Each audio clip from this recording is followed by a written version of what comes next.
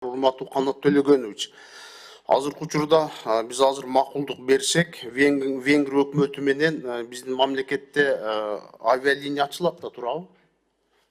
Ооба.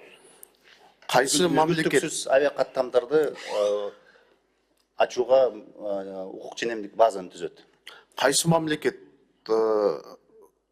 аткарат ушул келишимди? Венгрия өкмөтү же биздин мамлекетпи?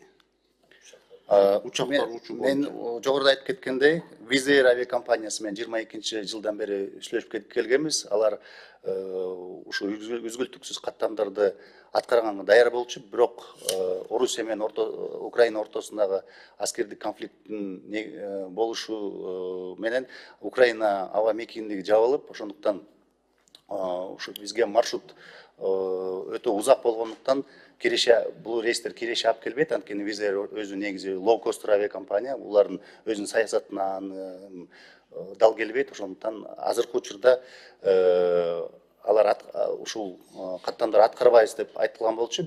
Анан биздин авиакомпаниялар, анткени Венгрия бул Европа биримдигине кирет, биздин өлкө баарына маалым болгондой кара тизмеге кирген үчүн биздин авиакомпаниялар азыркы учурда аткара албайт Европа. Абдан туура маселени айтыңыздар. Кара тизме боюнча өзүңүз айтып кеттиңиз. Кара тизмени качан мындай чечесиздер? Жана Улан Бердибаев жетекчиңиздерди сурады эле, кара тизмени чечкенге кетти деп айттыңыз да. Качан чечесиздер ошондо? Кара тизме боюнча биринчи жолу март айында Еврокомиссиянын тарабынан техникалык жардам катары, бирок ошол учурда деле предварительный аудит болуп жүргүзгөн болчу да. Бул тарыхта болгон эмес, биринчи жолу ушунчалык алыс кара тизмеге чыгууга келгенбиз. Эми кийинки кадам бул негизи бул иш-чаралар 2 жылдан бери созулуп келатат да. Анткени 2 жыл мурда бул иштер башталган болчу. Еврокомиссиянын өзүнүн талаптары бар экен. Ошол талаптарды аткарып, ИКАОнун аудитинен 2 аудиттен ийгиликтүү өтүп, ушул багытта иштеп жатабыз. Анан кийинки кадам азыркы учурда май айында Еврокомиссиянын транспорт департаментинин комитети болот. Ошол комитетте биздин директор, тийиштүү заведующийлер барып туруп, ушол предварительный аудиттин эмне кылганыбыздын биздин өзүбүз прогрессти көрсөтүп туруп, ошол жерден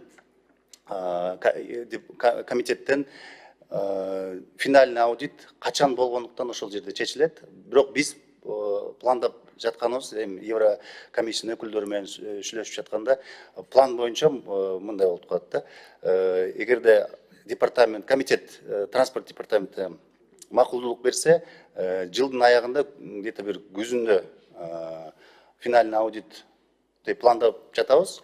Андан кийин ошол финальный аудиттин натыйжасы 26-жылдын май айында каралат. Ошол жерде биздин директор, эгерде Кудай буйрса ийгиликтүү өтсөк, май айынын комитетинде Кыргыз Республикасы кара тизмеден чыгууга чечим кабыл алынат. Анткени ошо чечимдер жылында 2 эле комитет болот, май анан ноябрь айында. Ошондуктан план боюнча 26-жылдын, эгерде ушул жылдын аягында аудитти ийгиликтүү өтсөк, биздин маселебиз кара тизмеден чыгууга 26-жылдын май айында каралат да комитетте.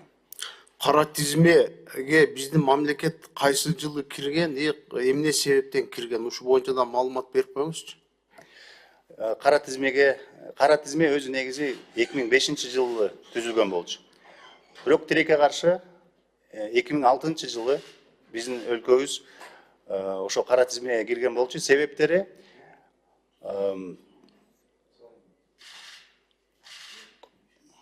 көзөмөл толук кандуу эмес болгондуктан, эл аралык стандартка дал келбеген эрежелерибиз үчүн, ошон үчүн кара тизмеге кирген болобуз. Биз өлкө катары киргенбиз. Ошондуктан өлкө катарыбыз кирген себептен биздин бир дагы компания Евро биримдикте эч бир каттамда аткара албайт. Баягы транспорт комитетте ушулда маселе көтөрүлгөн болчу. Биз өлкө катары качан кара тизмеден чыксак, ошондо биздин авиакомпанияларга мүмкүнчүлүк түзүлөт. Алардын дагы кошумча авиакомпанияларга да аудит аудити бар. Ошол аудиттен өткөндөн кийин авиакомпаниялар учат. Ошондуктан биринчи биз өлкө катары чыгышыбыз керек. Экинчиден авиакомпаниялар эгерде кызыктар болсо евро биримдикке учканга дагы бир аудит өткөндөн кийин ошондо гана биздин авиакомпаниялар Европага уча алат.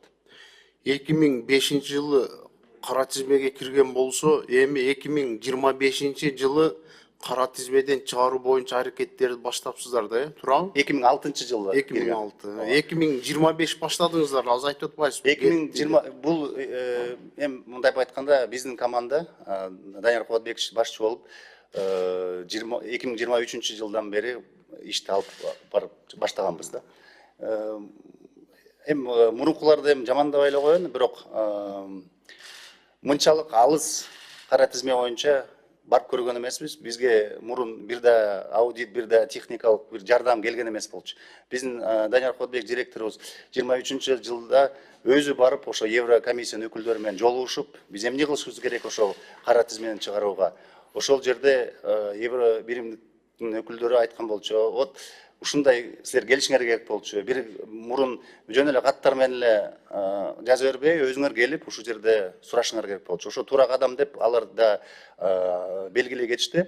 Ошол 23 жылда жол картасын түзгөнбүз. Алар биринчи айткан: силер биринчи ИКАОнун жарандык эл аралык уюмунун аудиттерин ийгиликтүү өткүлө, андан кийин биз ийгиликтүү өтсөңөр дагы кийинки кадамдарга өтөбүз. Кудай буйрса мына ийгиликтүү өттүк. ИКАО аудиттерин тарабын бүт документация, бүт процедураларын баарын эл аралык стандартка келтирип, мына март айында айтып кеткендей, биринчи предварительный аудит болду. Техникалык жардам катары предварительный аудит келип текшерди бизди. Бизге дагы бул өтө чоң жардам болду. Анткени биз уже билебиз кайсы эмне, кайсы суроолорду сурайт, кайсы нерселерди текшерет. Уже фокусированно финальный аудитка толук даяр иш алып барып жатабыз.